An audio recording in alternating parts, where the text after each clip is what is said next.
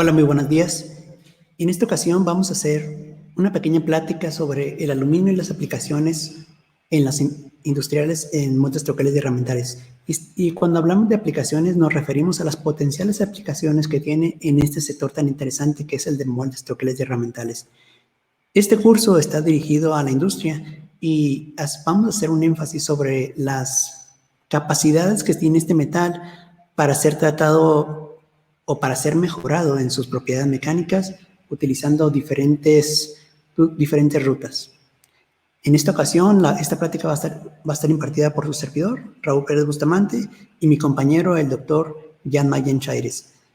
Ambos pertenecemos al programa de cátedras CONACYT, cuya sede de proyecto está en las instalaciones de CIATEC en la ciudad de San Luis Potosí.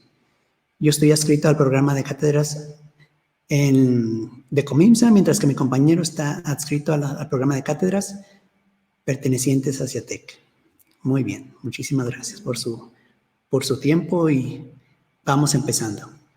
En esta ocasión, esta plática va a estar dividida en dos partes. Lo que es la introducción al aluminio, algunas generalidades que voy a impartir yo, y más adelante el doctor Jan Mayen nos va a hacer el favor de hablarnos sobre lo que son los tratamientos térmicos en este material tan interesante que tenemos. Muy bien, y para empezar, pues empecemos por el principio. ¿Qué es el aluminio? ¿Por qué lo utilizamos? ¿Y de dónde viene? Algo muy interesante que el aluminio implica procesos muy complicados. Y antes de empezar a mostrarles todos estos datos que vemos aquí, me gustaría hacer una breve mención histórica, una curiosidad. Muchos, tal vez, no sé si les habrá tocado la oportunidad de ver que hay cubiertos fabricados de aluminio. Son curiosidades que se encuentran por ahí todavía, y esos cubiertos tienen un método de fabricación, o más bien, el método que se utilizó para la obtención del aluminio es muy diferente al que se utiliza hoy en día. De hecho, cuando se fabricaron esos cubiertos, se consideraba el aluminio como un metal precioso junto con el oro, la plata y el platino. Era tan difícil su método de obtención que se le valoraba a este grado. Así es que aquellos que tienen esos cubiertos de aluminio fabricados por este material, deben de saber que el proceso de fabricación que se utilizó está basado en un método de producción de aluminio no convencional como el que podemos ver hoy en día. Pero hoy en día, y es precisamente, el aluminio se obtiene de una manera completamente diferente. ¿De dónde viene? Bueno, viene de una arcilla que se llama bauxita y junto con otros minerales también bastante complicados. Implica los procesos de minería, refinación, reducción, y cuando hablamos de minería y refinación, aquí estamos hablando de la bauxita, que es a partir de ahí desde donde se extrae este hidróxido de aluminio que más tarde por procesos de electrólisis convertimos en lo que es aluminio. Ya a partir de este proceso de electrólisis obtenemos el aluminio en forma de placas, en forma de tochos, en forma de billets para extrusión o lingotes para fundición. Y como lo mencionaba antes, este material se consideraba tan exótico poquito antes de mediados de 1800 que para aquellos que tengan esos cubiertos, pues es una curiosidad bastante interesante. Pero ¿qué características nos ofrece este material hoy en día? ¿Por qué lo utilizamos? ¿Y por qué se sigue utilizando con ese interés? Principalmente es las propiedades tan interesantes que tiene para poder trabajar. Y no solo eso, el aluminio tiene una gran capacidad de reciclarse. En lugar de estar recurriendo a los procesos de minería, lo que es más recurrente es recurrir a los procesos de reciclado. Como lo vemos en esta imagen que está en el fondo, en la parte inferior de la pantalla, pues el aluminio tiene una gran capacidad de poder ser reaprovechado una y otra vez. Es un material muy noble que nos ofrece esa calidad. Algo que se me olvidó mencionar rápidamente es que el aluminio en la naturaleza no se encuentra envuelto en piedras o en minerales que podamos extraer con facilidad. Como lo había mencionado, se encuentra en forma de óxido de aluminio. ¿Por qué? Porque es la forma más estable en la que podemos encontrarlo en esta naturaleza. Muy bien. Y estas son tan solo algunas de las aplicaciones que podamos encontrar en este material tan interesante. La imagen de la izquierda ya había comentado en algunas pláticas anteriores que se utiliza en la fabricación de paneles para la industria automotriz. Es decir, esto que ven tan extraño, esta figura de metálica tan extraña que está llena de poros, huecos, cavidades, es lo que se llama espuma de aluminio y se obtiene a través de placas muy largas y con aplicaciones precisamente para esa industria.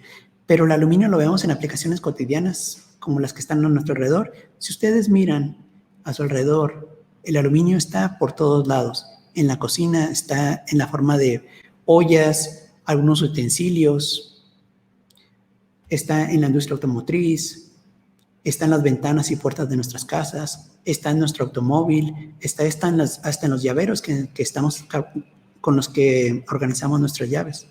En fin, está en todos lados. Consideren esto, simplemente en la imagen que está a la izquierda, donde aparece este aeroplano. Sin el aluminio, sería muy complicado poder lograr que ese vehículo pudiera dejar tierra. El aluminio es un material muy importante en la fabricación de este tipo de aeroplanos. ¿Por qué? Su ligereza, por supuesto. Debemos recordar la relación que guarda con el acero, que tan solo considera 1/3 de la densidad de este material. Así es que el aluminio en la industria aeroespacial, en la industria aeronáutica, es algo que realmente hace posible colocar esos aparatos tan pesados en el aire. Lo pueden encontrar en una gran cantidad de dispositivos dentro de los aviones, estructuras, partes de los asientos, muchísimas partes. Y si nos vamos para el otro lado, para vehículos que estamos conduciendo todos los días, pues una de las principales aplicaciones es en la fabricación de rines o ruedas. Estos rines se pueden fabricar a través de muchos procesos de manufactura. Podemos fundir el metal, podemos tornearlo a través de procesos de manufactura sustractiva, podemos usar procesos de manufactura aditiva para poder fabricarlos, podemos hacer procesos de deformación para estirar la ceja donde va la llanta. En fin, podemos manejar una infinidad de procesos de manufactura y para diferentes aplicaciones. Vamos a continuar con este campo de la industria automotriz. No solamente rines, están chasis enteros fabricados de aluminio. Aquí es importante decir que el aluminio es uno de nuestros mejores aliados en la fabricación de este tipo de estructuras. ¿Por qué? Porque recuerden, cada vez nos acercamos más hacia el uso de vehículos que requieren optimizar el uso de energías. Para optimizar este uso de energías es difícil imaginarse considerar materiales convencionales como el acero. Necesitamos manejar materiales muy ligeros y muy eficientes, muy duraderos y que tengan una muy buena resistencia mecánica. Están los materiales compuestos, hay plásticos. Sin embargo, la dureza y la resistencia mecánica que ofrece el aluminio y sus aleaciones son realmente muy interesantes y se deben de considerar y se van a considerar todavía en la fabricación de vehículos. ¿Qué puedo decir del mundo de la arquitectura? Imagínense fabricar una estructura como la que vemos en pantalla, de acero. Sería algo realmente inconcebible considerar un material de acero para fabricar esa estructura. Así es que el aluminio en la industria en la arquitectura es algo que nos ha permitido observar estructuras tan maravillosas que han permitido a los artistas fabricar formas con una complejidad tan grande que nos dejan asombrados cuando estamos frente a ellos. En todo este mundo del aluminio siempre estamos tratando de modificar ciertas propiedades En algunos casos nos interesa modificar su dureza, en algunos casos su elongación, su resistencia a la tracción, su desgaste, su resistencia a la corrosión. Todo esto lo podemos realizar a través de diferentes procedimientos. Simplemente la imagen que se muestra en la parte inferior derecha son una de las características muy importantes que nos ofrece el aluminio, y esto es la superplasticidad. Y cuando hablamos de superplasticidad, debemos de recordar que la aleación particular de aluminio, o el grupo de aleaciones particulares que nos presenta esta característica, pues son las aleaciones de la serie 5000. Más adelante mi compañero, el doctor Jan Mayen, les hará un breve recorrido por la designación de las aleaciones que se utilizan más comúnmente en este material. Ahora bien, concentre su mirada en las dos barras que están en el centro de la imagen. Son de aluminio. Una tiene diferente altura, diferente diámetro en relación con la otra. Pero sin embargo, consideren que las dos tienen la misma resistencia a la tensión. Pueden soportar la misma carga. Pero ¿cómo lo hicimos para lograr esas características? Hay tres caminos fundamentales que debemos de considerar para lograr este objetivo, que es el incremento de la resistencia mecánica. Podemos cambiar su composición química o alterarla, adicionando elementos aliantes. Podemos alterar su proceso de manufactura y, por último, podemos cambiar u optimizar sus tratamientos térmicos. Y sobre todo, podemos hacer una combinación de todos estos procesos. Pero empecemos por el principio. Vamos a hablar sobre qué pasaría si nosotros vamos agregando diferentes elementos aliantes. Vamos a agregar, por ejemplo, cobre. Cuando agregamos cobre, podemos utilizar el aluminio ahora en aplicaciones que tienen una alta resistencia a la tensión y a la deformación. Este caso es muy particular de las aleaciones de la serie 2000, las aleaciones aluminio-cobre. Si agregamos zinc, entramos en otro grupo de aleaciones, que son las aleaciones aluminio-zinc de la serie 7000. Si agregamos silicio y magnesio, entramos al grupo de aleaciones de la serie 6000. Y hay diferentes particularidades. Si agregamos litio, entramos al grupo de aleaciones de la serie 8000. Debemos de considerar algo muy importante. No podemos agregar los elementos aliantes en las concentraciones o en la cantidad que nosotros queramos. Hay límites y esos límites los establecen los diagramas de fase. Esos diagramas de fase nos dicen a qué temperatura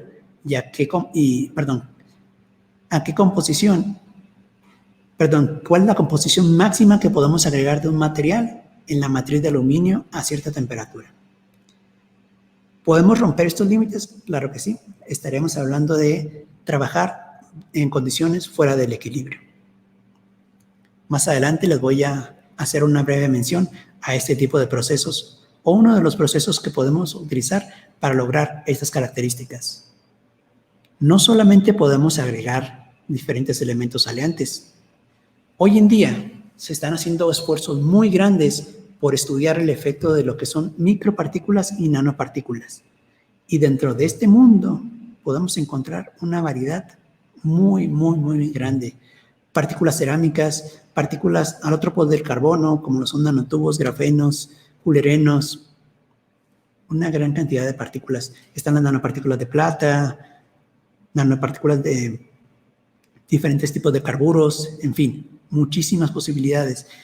Y si ustedes tienen curiosidad de buscar en la literatura qué hay sobre el avance de materiales compuestos reforzados, materiales compuestos base de aluminio reforzados con nanopartículas, se van a encontrar un mundo de posibilidades, muchísimas. Y no solamente eso, se van a encontrar con publicaciones que están agendadas para su publicación ya en 2021. Esto es muy, muy interesante. Todas estas partículas o todas estas haces reforzantes tienen propósitos muy específicos.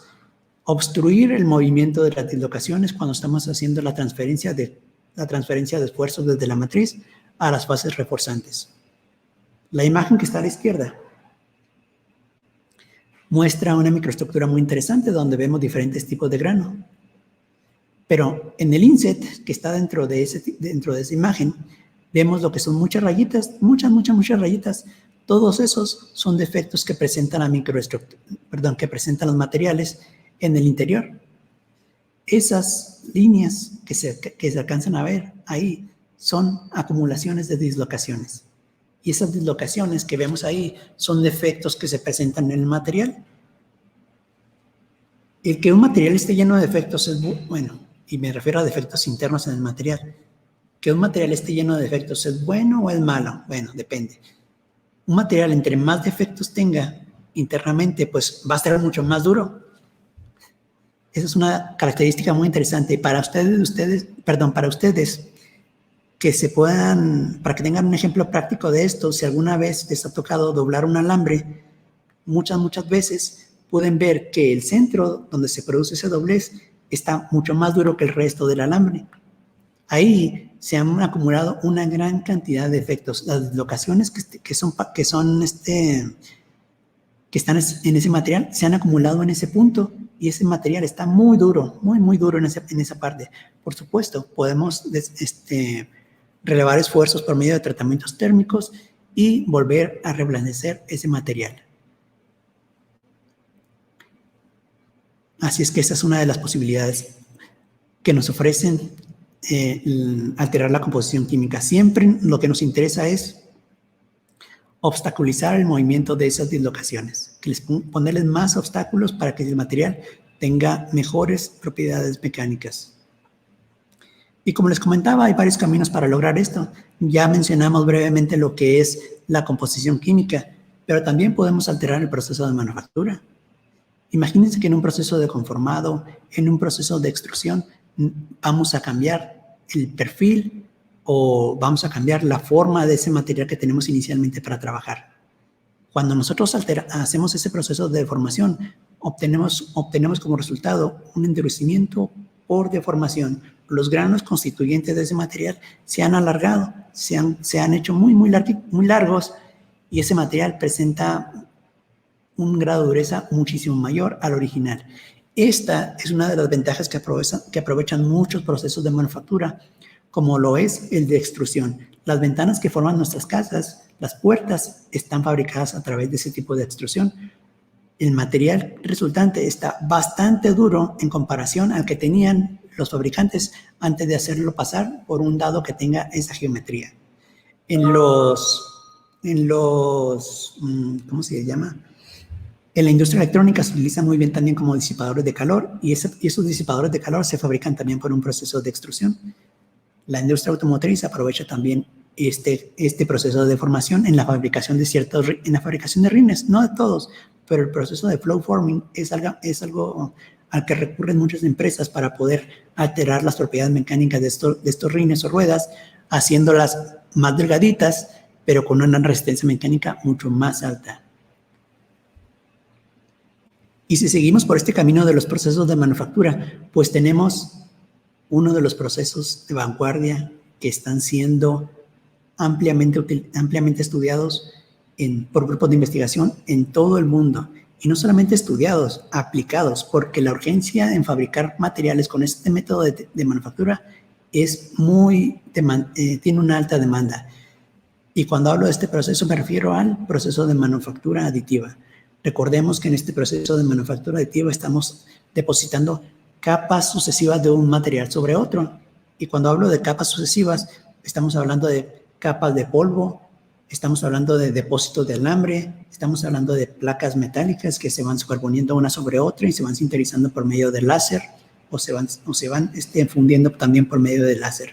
Hay muchas combinaciones y en este mundo de la manufactura aditiva han surgido muchas variantes para poder incorporar soluciones realmente muy novedosas, donde la imaginación del diseñador es el límite para poder fabricar cualquier estructura. Consideremos que podemos combinar las técnicas anteriores, podemos hacer manufactura aditiva de materiales compuestos, de aleaciones, en fin. Y no voy a profundizar en lo que son tratamientos térmicos, porque es un tema que mi compañero, el doctor Jan Mayen, va a tocar un poquito más adelante. Pero las posibilidades que tenemos y que vienen más adelante son muy interesantes. Yo les mencionaba brevemente que una de las formas de lograr romper los límites de solubilidad o la cantidad de material que podemos disolver en una aleación era cuando consideramos condiciones fuera de equilibrio. Una de las rutas que nos ofrece esta posibilidad es el aliado mecánico. ¿Y qué es eso? Aliado mecánico. El aliado mecánico nos permite fabricar aleaciones o materiales compuestos en estado sólido. ¿Sí? Así es, sin procesos de fundición. Todas las reacciones se llevan a cabo a temperatura ambiente o ligeramente superior, alrededor de los 50 grados centígrados, pero no llegamos a temperaturas muy altas. Todos los materiales que nos interesa mezclar, los que nos interese, o la aleación que nos interese fabricar, se meten dentro de un contenedor que tiene un medio de molienda fabricado de acero. Ahí introducimos los diferentes ingredientes como si fuera una receta de cocina. Ponemos nuestra matriz de aluminio y diferentes elementos salientes e introducimos los materiales reforzantes. Todos esos elementos están sometidos están girando constantemente, pero dentro de ese proceso de giros continuos, las partículas en su interior están siendo golpeadas constantemente por bolas de acero. Y esas partículas están siendo soldadas, se rompen, se sueldan y se vuelven a fracturar en un número de ciclos muy, muy, muy largo. ¿Qué pasa con esas partículas que están rompiéndose, que se están soldando una y otra vez? Esas partículas surgen un endurecimiento por deformación. Una de las ventajas que nos ofrece este método es que podemos dispersar una gran cantidad de materiales de diferente naturaleza que por rutas convencionales como la fundición no podemos lograr. La micrografía que está a la derecha de barrido nos muestra uno de los ejemplos resultantes de este proceso. Una de las características es que obtenemos partículas con tamaños de granos pues relativamente uniformes, pero no son redondos como en el caso de los procesos anteriores que manejan manufactura aditiva.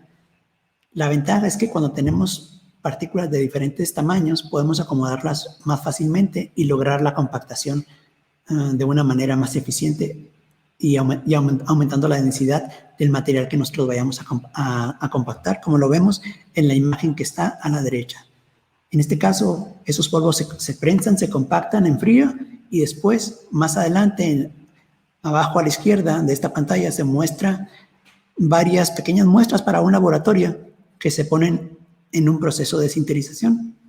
Este proceso de sinterización es un tratamiento térmico donde las partículas se fusionan entre sí, o más bien se forman cuellos entre cada una de ellas sin llegar a fundirse completamente, simplemente se unen, pero esto nos da la estabilidad de nuestra pieza que nosotros necesitamos para poder utilizarla en una aplicación subsecuente. Una de las desventajas que nos presenta el método de sinterización convencional, es decir, subimos lentamente la temperatura, la mantenemos a cierto tiempo y después bajamos. Una de las ventajas que nos presenta este método es que un porcentaje muy importante del endurecimiento por deformación que logramos en el proceso de aliado mecánico se pierde.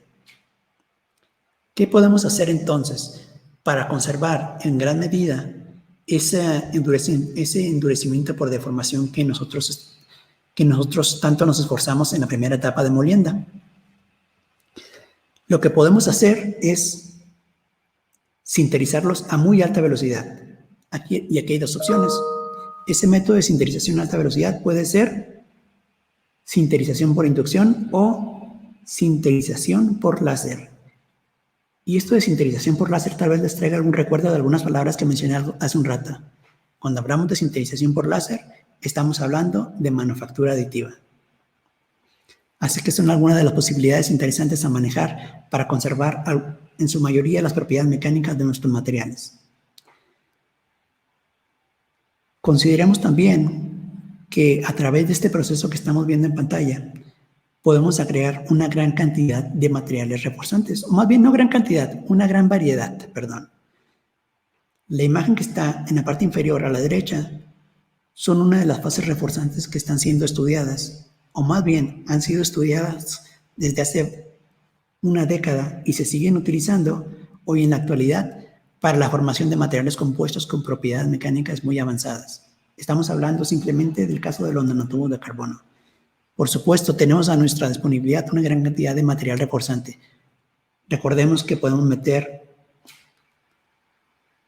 elementos de diferente naturaleza como partículas cerámicas, nanopartículas de plata, en fin. Esto es tan solo una de las posibilidades. Y también hay algo que me gustaría que considerara. Antes dijimos que la manufactura aditiva nos permite diseñar formas tan complejas como la imaginación del diseñador permita. Por este método que tenemos en pantalla, podemos fabricar aleaciones que son imposibles de fabricar con métodos convencionales. A mí me gusta mucho decir que combinando estos dos métodos podemos fabricar aleaciones imposibles con formas imposibles. Así que son algunas de las posibilidades que tenemos aquí para poder trabajar en un futuro. Estudios se están llevando a cabo sobre esta combinación de tecnologías y muchas más. La combinación de procesos de manufactura, la formación de materiales avanzados es un tema de investigación que está muy siendo altamente considerado por grupos de investigación en todo el mundo. Voy a mencionar simplemente algunos de los ejemplos con los que hemos trabajado. En este caso, voy a continuar con el ejemplo de nanotubos de carbono. Y voy a comenzar por la imagen que está a la derecha. Todas estas imágenes están en blanco y negro. Para los que no estén familiarizados, son imágenes de microscopía electrónica. La imagen que está a la derecha, en la parte inferior, es una imagen de microscopía electrónica de barrido. Esta imagen muestra algunos tubitos ahí saliendo sobre una superficie irregular. Lo que nosotros hicimos es provocar la fractura en un material para observar el grado de interacción o de dispersión de este tipo de partícula reforzante en nuestra matriz de aluminio. Así que vemos que hay una muy buena dispersión, los nanotubos se adhieren con bastante fuerza, en fin, ahí están y están con un muy buen grado de integridad. Las imágenes que están a la derecha a lo mejor se les hacen un poquito extrañas. Son imágenes obtenidas del microscopio electrónico de transmisión. ¿Cómo le hacemos para poder observar una muestra de aluminio a través de un microscopio electrónico de transmisión? Necesitamos hacer que esa muestra sea delgadita para que un haz de electrones pase a través de ella y nos permita formar una imagen. ¿Qué tan delgada debe ser? ¿De milímetros? No. ¿Micrómetros? No, es demasiado gruesa. Esas plaquitas, para poder verlas en el microscopio electrónico de transmisión, deben de tener un espesor de aproximadamente 100 nanómetros. ¿Cómo se preparan esas plaquitas? Hay diferentes métodos. Está el método de electropulido, pero particularmente las imágenes que se muestran aquí fueron fabricadas por un sistema que se llama haz de iones enfocados. Este sistema nos permite que es una especie de micro nanomaquinado, lo hacemos en un laboratorio y nos permite observar la interacción a un nivel mucho más profundo de los diferentes elementos aliantes o fases reforzantes que estamos dispersando en nuestro material. Particularmente, estas imágenes corresponden a una lesión de la serie 2000. Estas imágenes y las pequeñas agujitas que vemos aquí en la parte izquierda de la pantalla son fases ricas de cobre, aluminuros de cobre, que están dispersas de manera homogénea a lo largo de nuestra matriz de aluminio. Esta dispersión homogénea de estas fases hace que el movimiento de las dislocaciones sea más difícil y por lo tanto las propiedades mecánicas de nuestros materiales aumentan considerablemente. Si a esas fases reforzantes le metemos más y más cosas, otro tipo de nanopartículas, pues obstaculizamos aún más el movimiento de las dislocaciones. Por supuesto, debemos de considerar que hay un límite y no podemos agregar lo que nosotros queramos, porque va a ser podemos llegar a un punto en que el material sea tan duro que simplemente se rompa al mínimo contacto. Es algo que debemos de considerar siempre.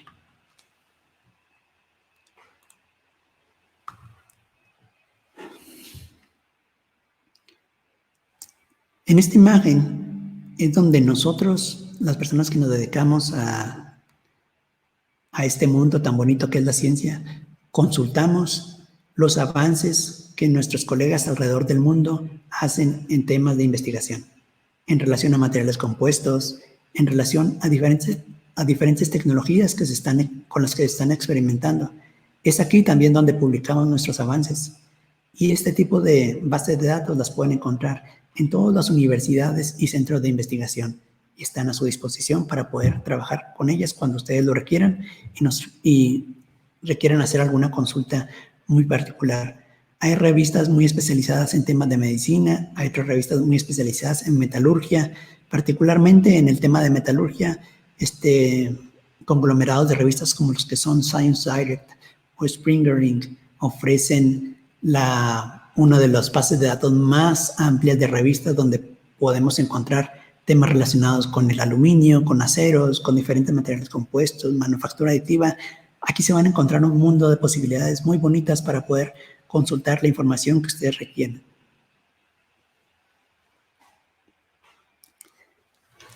Voy a hacer mención de una de las publicaciones en las que trabajamos hace algún tiempo.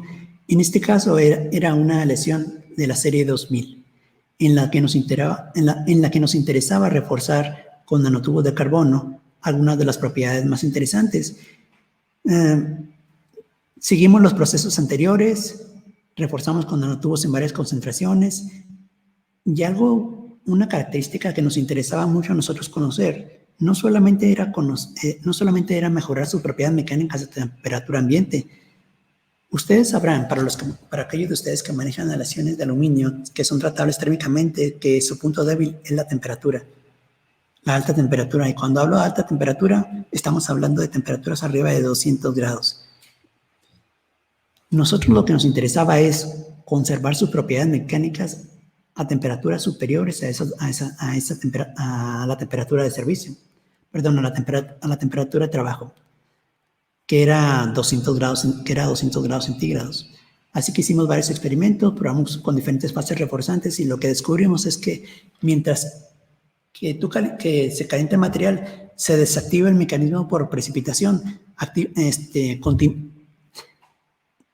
Por otra parte, continúa activo el mecanismo por dispersión de fases reforzantes, que nos permiten mantener las propiedades mecánicas de este material aún a 200 grados centígrados, a 220 por ahí. Así es que esta era una de las características que a nosotros nos interesaba conocer o mejorar. Alterar las propiedades mecánicas de nuestro material a ciertas condiciones de temperatura. Pero no solamente trabajamos con ese tipo de partículas. Algunos de ustedes tal vez esté familiarizado con el uso de tierras raras. Las tierras raras tienen una particularidad muy interesante. Funcionan muy bien en concentraciones muy bajitas. 1% de tierras raras da muy buenos resultados. Hay veces que concentraciones muy inferiores a este punto que acabo de mencionar también da unos excelentes resultados. Es cuestión de diseñar bien el experimento, pero si ustedes consultan en las bases de datos se van a dar cuenta de que las tierras raras en concentraciones inferiores al 1% dan unos excelentes resultados. ¿Cuál es el problema con las tierras raras en algunas ocasiones? En el caso particular de las aleaciones de aluminio, forman agujas muy grandes. Estas agujas que vemos en las fases que nos muestran algunas micrografías, pues pudieran resultar concentradores de esfuerzos, y esos concentradores de esfuerzos significa un detrimento en las propiedades mecánicas. ¿Qué es lo que hacemos nosotros? Lo sometemos a un proceso de molienda, reducimos el tamaño de partícula, y por lo tanto el número de alteramos completamente la morfología de estas fases. Ahora son unos puntitos o fases mucho más redondas que ofrecen una menor concentración de esfuerzos y es mucho más fácil de dispersar en una matriz de aluminio. Se obtienen muy buenos resultados mecánicos y sobre todo a concentraciones muy bajas de material reforzante.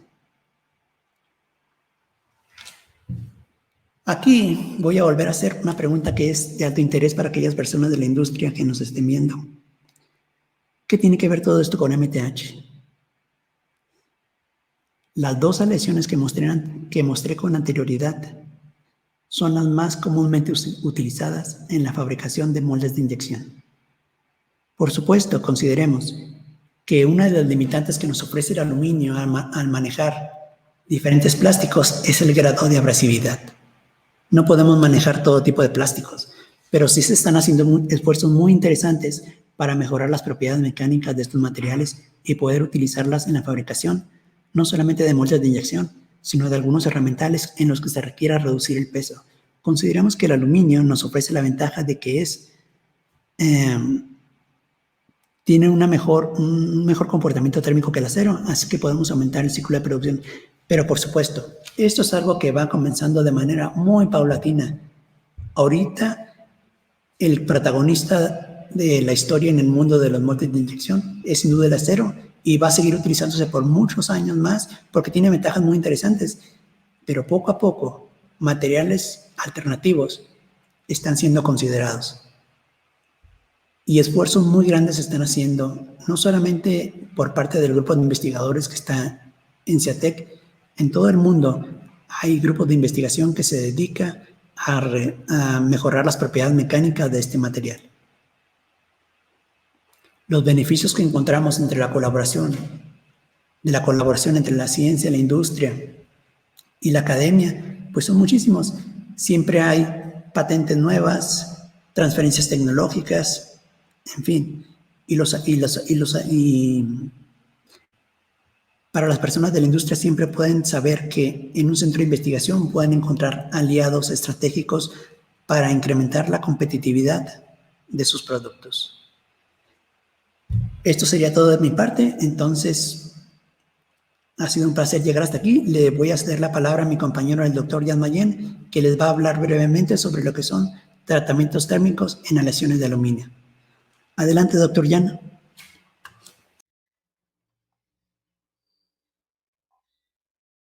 Sí, muchas gracias, Raúl.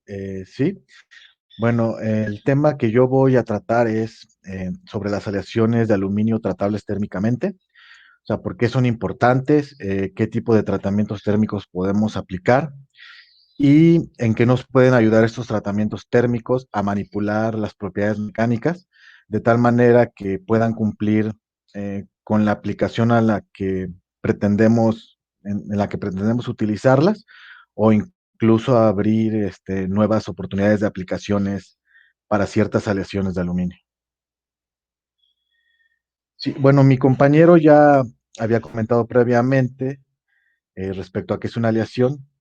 En este caso les puedo comentar así de manera breve que una aleación es una mezcla sólida, homogénea, de dos o más metales o de uno o más metales con algunos elementos metálicos. Los podemos encontrar en una gran variedad de componentes estructurales y bueno, no solo componentes estructurales, ¿no? Sino también pues artículos de uso cotidiano. En este caso, las imágenes muestran elementos estructurales y pues podemos ver un ring, partes de un chasis de un automóvil y lo que son también en turbinas. Los dos métodos convencionales para producir componentes estructurales mediante aleaciones de aluminio, pues es el proceso de forjado. En este caso, el más común es el aluminio laminado. Y por otro lado tenemos el proceso de colado o, bueno, de fundición eh, para otro tipo de componentes. Las aleaciones de aluminio, como ya comenté, pueden ser para forjado y para colado y pueden ser termotratables, o sea, que se puedan tratar térmicamente y hay algunas que no pueden ser tratadas térmicamente. Eh, Lo que depende de los elementos aliantes es lo que nos va a permitir que unas sean tratables térmicamente y otras no. Ahora, de las que son termotratables, podemos decir que hay dos tipos de envejecido. El envejecido es el término, digamos, común que se utiliza para decir que endurecemos una aleación de aluminio o alguna otra aleación no ferrosa que también sea tratable térmicamente, para endurecerla a través de un proceso, a través de someterla a un proceso en una mufla, elevando. Realmente lo que está sucediendo es que es un endurecimiento por precipitación. O sea, estamos en segundas fases y dependiendo de la aleación de aluminio que estemos considerando, pues son diferentes fases las que se van a presentar. La diferencia entre el envejecido natural y el envejecido artificial es que, bueno, el envejecido natural ocurre a temperatura ambiente, sin que nosotros aceleremos ese proceso de endurecimiento por precipitación mediante el aumento de la temperatura. Y el envejecido artificial, pues es acelerar ese proceso de precipitación para aumentar su dureza, o sea, aumentar su resistencia mecánica en un tiempo más corto, ¿no?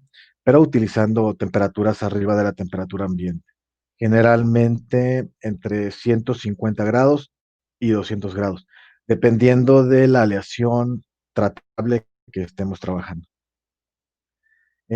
Así como recordatorio breve, pues es importante mencionar que las normas principales que se utilizan en la producción de las series de aluminio, tanto para forjado como para el colado, pues provienen de la Aluminum Association en Estados Unidos, las normas AA o AA.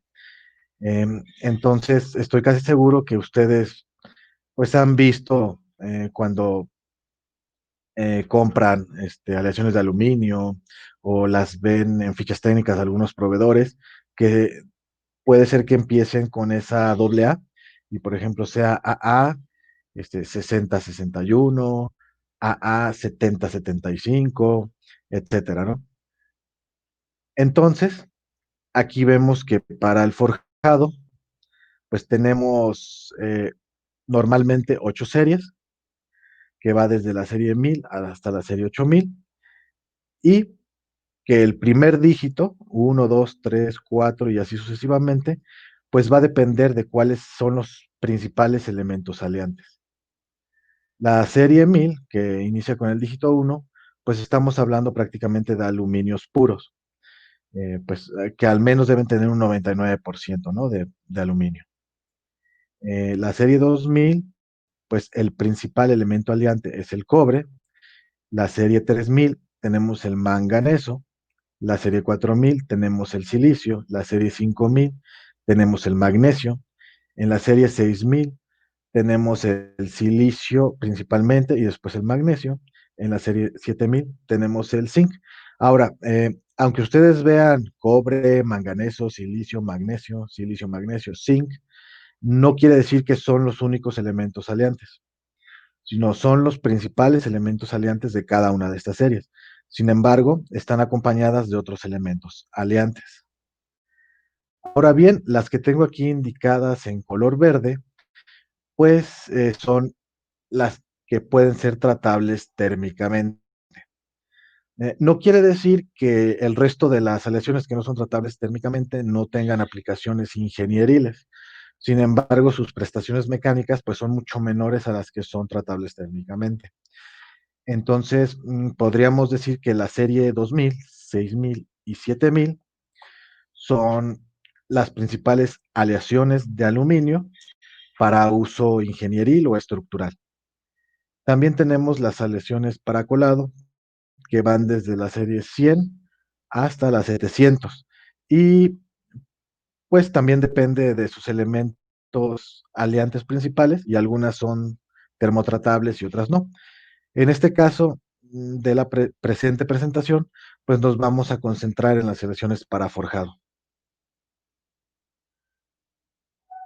Ahora, Aquí puse esta imagen de alerta porque, bueno, es el tema específico que vamos a tratar, que son los tratamientos térmicos y que generalmente pueden ir acompañados de trabajo en frío, o sea, trabajo mecánico y trabajo en caliente. El trabajo en frío, bueno, lo que produce es una deformación eh, de los granos de la microestructura, como ya lo comentó mi compañero Raúl, y también produce movimiento y apilamiento de las dislocaciones en, en la microestructura. Y esto, pues, le confiere un aumento en sus propiedades mecánicas, ¿no? Principalmente en la dureza y por ende en la resistencia mecánica. Eh, Generalmente, estas series de aluminio, que es la 1000, 3000, 4000, 5000, pues sí, tienen un aumento de propiedades mecánicas debido al endurecimiento por deformación. Sin embargo, no tienen la otra parte de endurecimiento. Por eso es que normalmente pues se les suele considerar como suaves o no tratables térmicamente. Después tenemos las series o grupos 2000, 6000 y 7000, que las podemos trabajar en caliente. No quiere decir que no las podamos trabajar en frío, simplemente que lo más común es trabajarlas en caliente, pero ahorita más adelante les voy a mostrar un trabajo de investigación que se realizó donde se combinó el trabajo en frío y los tratamientos térmicos para una aleación de una de estas tres series. Entonces, estas series, 2000, 6000, 7000, que son las que podríamos decir que son las más utilizadas con aplicaciones ingenieriles y estructurales, pues se pueden considerar como duras o tratables térmicamente. ¿Qué es lo que sucede durante el proceso de tratamiento de estas aleaciones? Bueno, durante el trabajo en caliente, pues el metal mejora sus características mecánicas y el proceso requiere tratamiento de extrusión y después un envejecido. Aunque el principal procedimiento es la extrusión, no quiere decir que no podamos aplicar algún otro tipo de trabajo mecánico, ¿no? O sea, tenemos extrusión, trefilado, eh, forjado, etcétera, ¿no? O sea, hay diferentes y no estamos limitados solo a extrusión, ¿no? Sin embargo, es el más común en las selecciones de aluminio. Ahora, dentro de los tratamientos térmicos, pues los podemos clasificar desde un tratamiento térmico T1 hasta un tratamiento térmico T10. Si ustedes recuerdan, normalmente o de manera más comercial, nosotros vamos a encontrar las aleaciones de aluminio con un tratamiento T4, T5 o T6. O sea, desde mi punto de vista y la experiencia que tengo, estas son las condiciones más comunes comercialmente. Todas las demás no es que no sean comerciales, sino creo que son un poco más especiales y con aplicaciones un poco más específicas. Sin embargo, la T4, T5 y T6 son como de un uso más amplio, ¿no? En cuestiones estructurales e ingenieriles. El T4 se caracteriza por un tratamiento en solución y un envejecido naturalmente. ¿Esto qué quiere decir? O sea, quiere decir que lo que se hace es que una vez que tenemos la aleación de aluminio, ya sea de la serie 2000, de la serie 6000 o de la serie 7000, lo que hacemos es someterla a un tratamiento de solución. ¿Qué quiere decir esto? Que nosotros ingresamos nuestro material a una mufla, a un horno, y procedemos a elevar la temperatura. Dependiendo de nuestro diagrama de fases, porque bueno, depende de los elementos aliantes que están presentes y del porcentaje de estos elementos aliantes, pues vamos a tener diferentes temperaturas de solución. ¿Qué es lo que sucede? Que la elevamos generalmente, por ejemplo, en la serie 6000, elevamos la temperatura, perdón, en la serie 6000 elevamos la temperatura de la mufla o del horno aproximadamente a unos 500, 520 grados centígrados, donde esos compuestos o precipitados de segunda fase que se forman con el silicio y magnesio en la serie 6000, formando un compuesto que se llama siliciuro de magnesio, comienza a disolverse en la matriz de aluminio. De tal manera que después de un tiempo que esta aleación ha sido sometida a esta temperatura, eh, los, estos elementos, silicio y magnesio, se encuentran disueltos en la matriz. Por lo tanto, ya no tenemos este compuesto de siliciuro de magnesio distribuido en la matriz de aluminio, ¿no? Se encuentran estos elementos disueltos en la matriz de aluminio. Sí puede quedar por ahí uno que otro siliciuro de magnesio, pero la mayoría está disuelto como silicio y magnesio en la matriz de aluminio. ¿Qué es lo que sucede con eso? Como están disueltos y estos precipitados de segunda fase son los principales elementos reforzantes, entonces al haber una menor densidad presente en la matriz de aluminio de este siliciuro de magnesio, pues comienza a disminuir la resistencia mecánica, ¿no? Y por ende también la dureza. Entonces comienza a bajar esa resistencia mecánica, comienza a bajar esa dureza. ¿Y qué es lo que nos ayuda a esto? Bueno, primero nos ayuda a que tengamos una aleación, digamos, más suave, de tal manera que si tenemos que hacer algún proceso de modificación de geometría, de maquinado por arranque de viruta, etcétera, puede ser mucho más sencillo, ¿no? Y el desgaste de estas herramientas, pues, va a ser mucho menor, porque estamos trabajando con una aleación muy suave. Posteriormente al tratamiento de solubilizado, pues, a realizar eh, un trabajo en frío, digo, un envejecido naturalmente, como lo vemos aquí en el T4, donde lo que hacemos es dejar el material expuesto a temperatura ambiente. Entonces, como lo elevamos a una temperatura de 500 grados aproximadamente para disolver esos elementos y después lo enfriamos de manera súbita, entonces tenemos a temperatura ambiente un estado fuera del equilibrio. Por lo tanto, conforme pase el material más y más tiempo expuesto a temperatura ambiente, eh, esos elementos van a ir formando el siliciuro de magnesio y poco a poco con el tiempo pues va a ir incrementando esa densidad de siliciuro de magnesio presentado en la matriz de aluminio. Por lo tanto, poco a poco va a ir incrementando sus propiedades mecánicas. Eh, el otro tratamiento de mucho interés es el T6, que es un tratamiento en solución similar al T4 y después un envejecido artificialmente.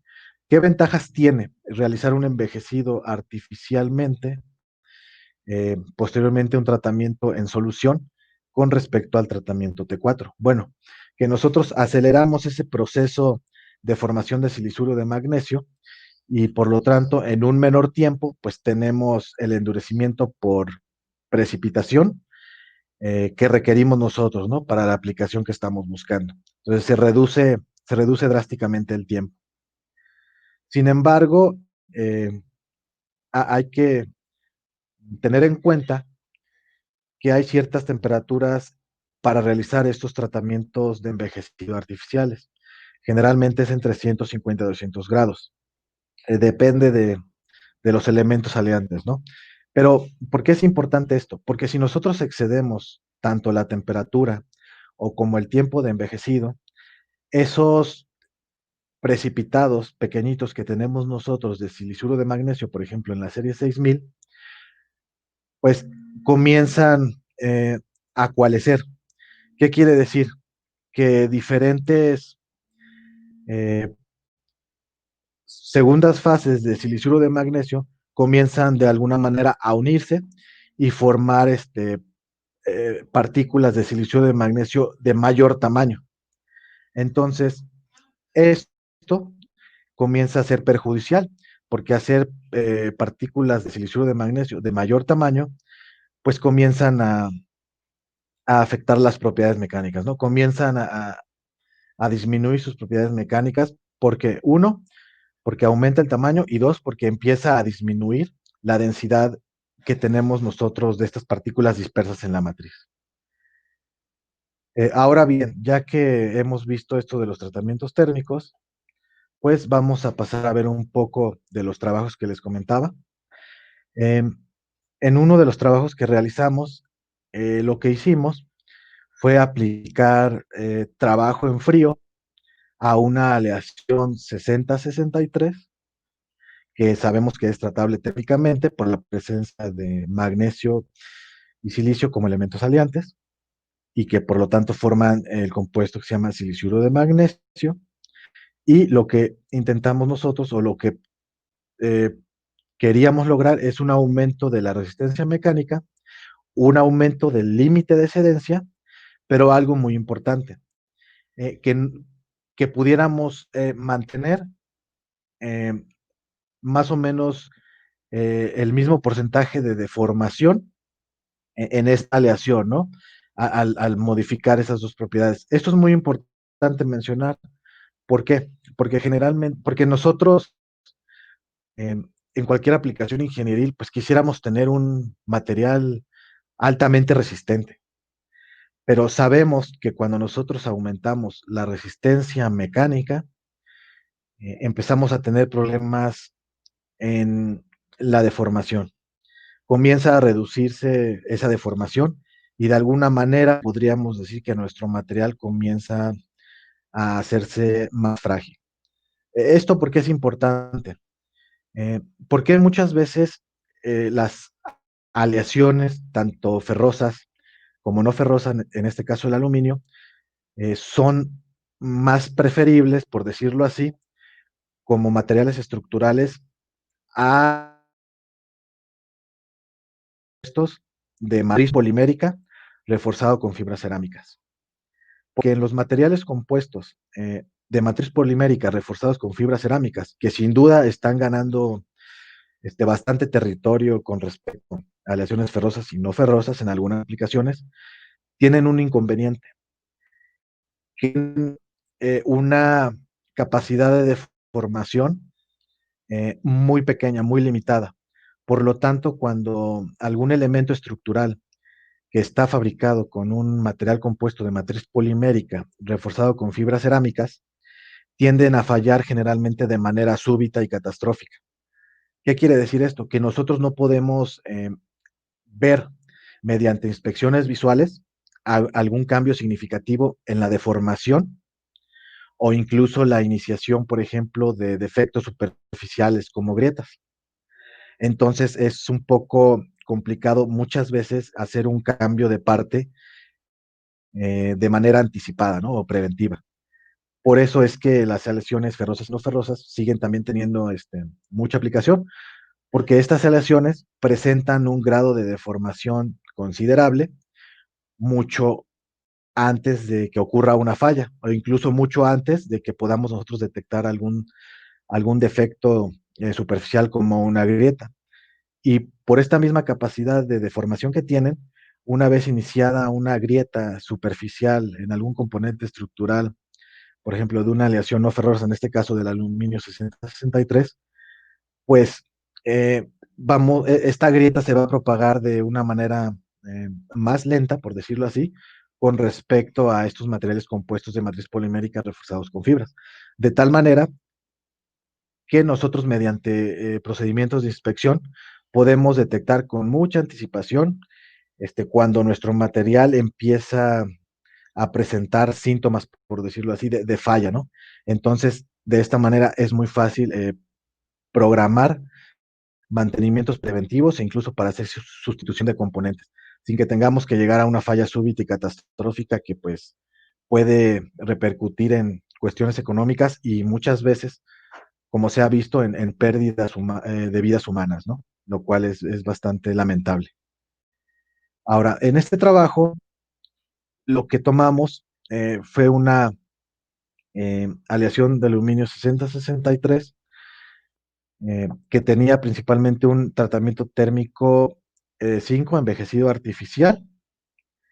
También es muy común encontrarla, como les comento, en solución y envejecido artificialmente, o sea, un T6. Y lo que hicimos fue nosotros modificarla para aplicar un tratamiento en solución trabajado en frío y envejecido artificialmente. O sea, pasar de un tratamiento T6 a un tratamiento T8. Ahora, sin embargo, aunque lo que yo comento aquí es pasar de un tratamiento T6 a un tratamiento T8, eh, ¿por qué hacer esto en esta lesión de aluminio?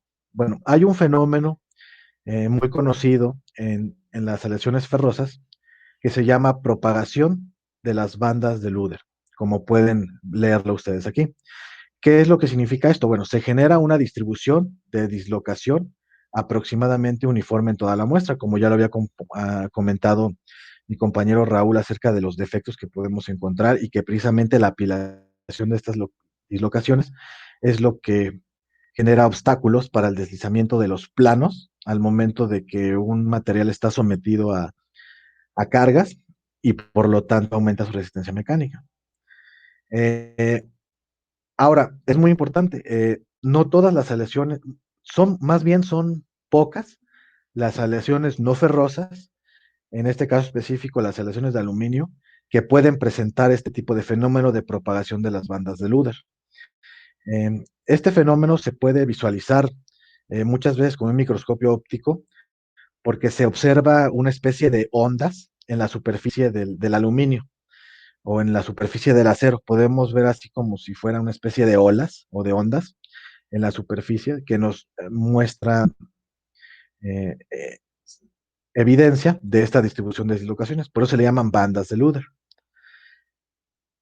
Ahora,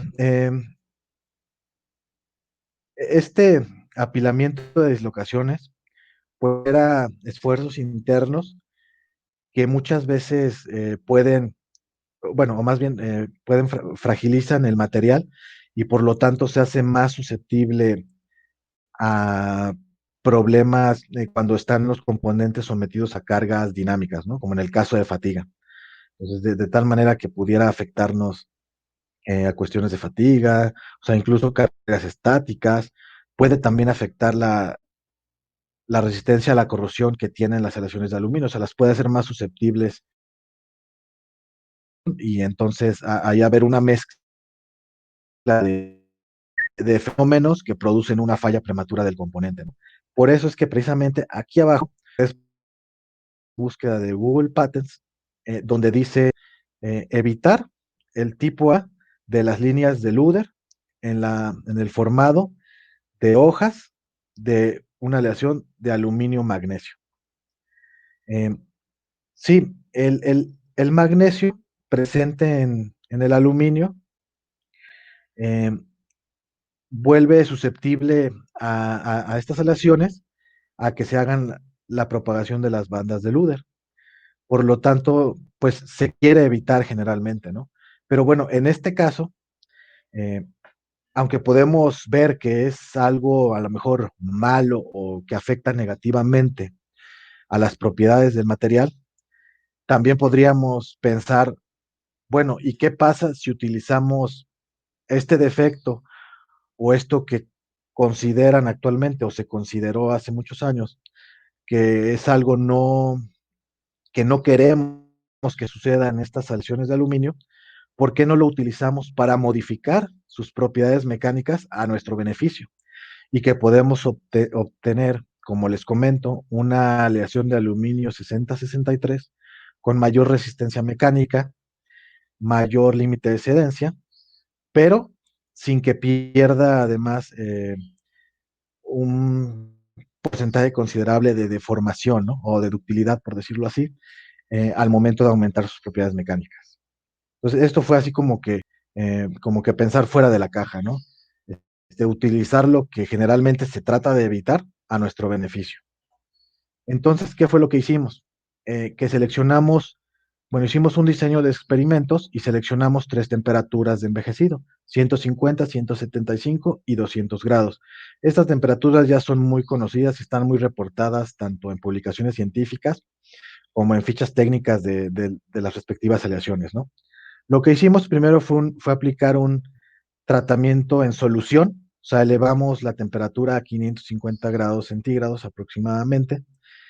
Eh, de esta aleación 60-63 y después de un tiempo que permaneció en la mufla, la enfriamos súbitamente, ¿no? Para disolver este silicuro de magnesio y reducir por ende, las propiedades mecánicas, ¿no? Después hicimos un ensayo de tensión y bueno, debido a esto de que ya no tenemos presente en gran cantidad la fase de silicuro de magnesio, pues se obtuvo el resultado esperado, ¿no? Al momento de hacer un ensayo de esfuerzo de formación, o sea, un ensayo de tensión, vemos esta línea amarilla, que es la curva de esfuerzo de formación, aumenta, como es más suave y tiene menos partículas de segunda fase que obstruyen y por lo menos impedimento para el deslizamiento de los planos de este material, pues aumenta mucho el porcentaje de deformación de esta aleación, ¿no? Y por lo tanto, como tiene menos partículas igual, pues presenta una menor resistencia mecánica, un menor límite de excedencia. O sea, al final de cuentas estamos ante la presencia de un material muy suave, ¿no? Con respecto a la original. Ya que tenemos esta curva de esfuerzo de formación, identificamos el punto de resistencia máximo y hacia la izquierda lo dividimos en 4 zonas que identifican un porcentaje de deformación. La primera zona de 25%, la segunda zona correspondiente del 25 al 50, la tercera del 50 al 75 y la cuarta del 75 al 100. Ok. Posteriormente, una vez que tuvimos diferentes muestras en solución, las deformamos nuevamente a través de un ensayo de tensión. Podríamos hacer una analogía que este fue un procedimiento de trefilado porque lo que hicimos fue estirarlas, pero ya no completamos el ensayo de esfuerzo de formación, sino detuvimos la prueba cuando alcanzáramos el 25% de deformación con respecto a esta curva que tomamos como referencia. Otras probetas se detuvieron a un 50% de deformación y otras a un 75%. Posteriormente a este proceso de trabajo en frío, cabe mencionar que esto fue realizado a temperatura ambiente, por lo tanto no lo consideramos como un trabajo en caliente, sino más bien un trabajo en frío. Entonces se realizó un endurecimiento por deformación y sí lo podemos ver aquí en esta curva. A mayor eh, carga, a mayor eh, deformación, perdón, aquí a mayor deformación, pues sí hay una mayor resistencia mecánica, ¿no? Entonces sí vemos un aumento de resistencia por deformación. Sin embargo, pues no es el único mecanismo, ¿no? Nos falta la parte de precipitados para realmente conceder sus propiedades mecánicas. Pero bueno, ya que las habíamos deformado eh, plásticamente, entonces aplicamos los tratamientos térmicos a esas probetas que ya estaban en solución y deformadas plásticamente. Y aplicamos los tratamientos de 150 grados centígrados, 175 y 200 a cada una de esas condiciones. Bueno, ¿y qué fue lo que encontramos? Que efectivamente vamos aumentando el esfuerzo de excedencia, la resistencia mecánica, va habiendo variaciones en la deformación, porque obviamente mientras a mayor resistencia, menor deformación, entonces si se dan cuenta, conforme va aumentando la resistencia, vamos viendo que la deformación se va recorriendo hacia el lado izquierdo, o sea, se va disminuyendo esa deformación. Ahora, la que ven aquí en verde es la condición inicial, la comercial, la T5. Entonces, lo que nos interesaba era aumentar la resistencia mecánica, pero mantener más o menos un porcentaje de deformación eh, que no disminuyera drásticamente y sobre todo que no tuviéramos un cambio muy significativo en la parte elástica, ¿no? Porque, bueno, hay que recordar que todos los componentes estructurales, pues no los hacemos trabajar hasta su resistencia mecánica, ¿no? Sino los hacemos trabajar por un porcentaje de seguridad por debajo del límite de excedencia. Entonces aquí tenemos diferentes límites de excedencia y diferentes resistencia mecánica. Ahora, ¿qué fue lo que observamos? Que con esta combinación nosotros podemos eh, mantener más o menos constante la deformación elástica, si estamos hablando del límite elástico, estamos manteniéndola más o menos en un porcentaje, eh, pues digamos, con una reducción. mínima. Aquí podemos ver que es de 1.032%, y sin embargo, sí estamos haciendo un aumento de la resistencia mecánica, en este caso, perdón, del límite elástico, del yield strength, de un 20%, ¿no? Entonces, hablar de un 20% de incremento en el límite elástico o en el esfuerzo de excedencia ya es un gran logro, ¿no? Cuando estamos hablando de aleaciones no ferrosas, y sobre todo cuando no estamos reforzando mediante la vía de aliado mecánico que comentaba mi compañero Raúl. Ahora, todo este experimento se hizo de tal manera que después podemos construir un diagrama de respuesta de superficie utilizando un método de regresión lineal múltiple, o sea, un método estadístico. La estadística es importante tanto para la investigación como para la industria, ¿no? Porque nos permite establecer modelos empíricos que nos permite correlacionar los parámetros de procesamiento con las propiedades resultantes, o en este caso podríamos también traducirlo a nivel industrial con los parámetros de control de calidad. Entonces, mediante esta correlación podemos nosotros obtener modelos, como lo pueden ver aquí. Este es el modelo empírico para el esfuerzo de excedencia. Entonces, de esta manera nosotros podemos manipular la temperatura y el porcentaje de trabajo en frío, y vamos a obtener una resistencia a la excedencia, un límite de excedencia, sin que tengamos que hacer a prueba y error, ¿no? Porque ya hicimos previamente un experimento, hicimos un modelado estadístico y obtenemos esta relación de variables. Entonces, obtenemos estos diagramas de respuesta de superficie que son muy útiles para diseño. ¿Esto en qué nos puede ayudar en el caso de tratamientos térmicos? Que generalmente, bueno, o es muchas veces muy común que los operadores se van volviendo expertos en el manejo de sus equipos o de la línea de producción, y ellos ya saben qué parámetros moverle, etcétera, de tal manera que siempre obtengan pues la calidad buscada, ¿no? Y hay veces que pues este operador por alguna u otra razón se va, se queda el puesto vacío y es ocupado nuevamente por otro operador, ¿no? Pero muchas veces este operador no tiene esa habilidad o esa expertise que ya tenía el operador anterior, de tal manera que estos diagramas de respuesta de superficie nos ayudan a compensar un poco eso. ¿Por qué? Porque ya tenemos aquí una correlación de temperatura, trabajo en frío y las propiedades mecánicas que obtenemos. De tal manera que, dependiendo la resistencia a la excedencia que nosotros estemos buscando, pues es la combinación que vamos a aplicar, ¿no? A lo mejor nos interesa una aplicación que esté en estos niveles de resistencia a la excedencia, ¿no? O a lo mejor estamos buscando una aplicación que tenga unos niveles más bajos y con un porcentaje de deformación diferente al que podemos obtener aquí, ¿no? O sea, aquí ya podemos encontrar muchas condiciones óptimas dependiendo de la aplicación que busquemos.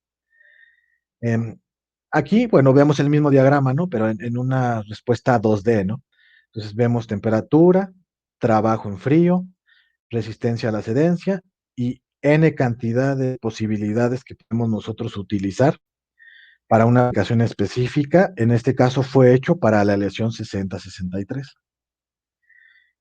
Por último, nada más brevemente, les voy a comentar que aparte de todo lo que hemos visto, podemos también aplicar recubrimientos, ¿no? Entonces podemos combinar la parte de tratamientos térmicos con la parte reforzante que habló mi compañero Raúl a través de nanopartículas o nanotubos, etcétera. Y aparte todavía aplicar recubrimientos, ¿no? Entonces todavía trabajar o generar o producir materiales avanzados, ¿no? Con muchas más propiedades, características, etcétera, dependiendo de las aplicaciones que busquemos. ¿Por qué? Porque tal vez lo que les acabo de comentar de los tratamientos térmicos mejora su resistencia mecánica, su límite de excedencia, eh, mantiene la deformación en un porcentaje aceptable, pero tal vez, como les comentaba, afecta su resistencia a la corrosión, ¿no? Entonces, ¿cómo podemos compensarlo? Pues tal vez con un recubrimiento, ¿no? En este caso, pues la hipótesis es que se buscó un recubrimiento que fuera eh, obtenido a través de desperdicios de la industria agroalimenticia, en este caso de destilado de caña de azúcar, podríamos decir vinagre o ácido acético, y esta solución se utilizó para obtener una fuente rica de carbono y a través de un proceso por electrólisis obtuvimos un recubrimiento de carbono que se depositó en la aleación de aluminio. Entonces aquí podemos ver que el tiempo del depósito, de menor a mayor tiempo, va aumentando, va cambiando un color, porque bueno, va cambiando el espesor del depósito y la morfología, y por lo tanto, también dependiendo de la morfología y el espesor, pues cambian algunas de sus propiedades, ¿no? En este caso, se aumentó la resistencia a la fatiga. Lo que se buscaba aquí en este trabajo es aumentar la resistencia a la fatiga de la misma aleación 60-63 a través de un recubrimiento, ¿no? Y tratamientos térmicos, pero a la vez no hiciéramos susceptible esta aleación a la corrosión, ¿no? Entonces, si se dan cuenta de la aleación original, que es esta barrita de aquí, pues tenemos que aguantar más o menos 300,000 ciclos, ¿no? Y buscando nuevamente, mediante experimentos y haciendo un trabajo de modelado estadístico, obtenemos este diagrama de respuesta de superficie, donde nos da el tiempo del depósito y el potencial, el voltaje que utilizó para ese proceso de electrólisis. Y nos da un mapa en 2D de toda la vida, la fatiga que podemos nosotros encontrar, ¿no? Entonces se encontró que la mejor condición era a un potencial durante la electrólisis de 15 volts, eh, y a un tiempo de 1.5 horas. Se aumentó en más del 100% la vida de la fatiga. Entonces, esto que les acabo de comentar, tanto de tratamientos térmicos, trabajo en frío, recubrimientos, lo que comentó mi compañero Raúl respecto al reforzamiento a través de nanopartículas, nanofibras, nanotubos, etcétera, pues son procesos que nosotros podemos utilizar de manera individual o de manera combinada para producir materiales avanzados que tengan propiedades tan específicas, tan características, como podamos nosotros requerir, perdón, para aplicaciones muy específicas o muy especializadas. Y bueno, por último, quisiera agradecerles a todos por su asistencia, su atención, y bueno, estamos a su disposición, para cualquier duda, comentario, sugerencia, y nos pueden contactar, a través de nuestros correos, y a mi compañero Raúl a través de sus redes sociales. Bueno, y sin más por el momento, pues me despido, y les deseo un buen día.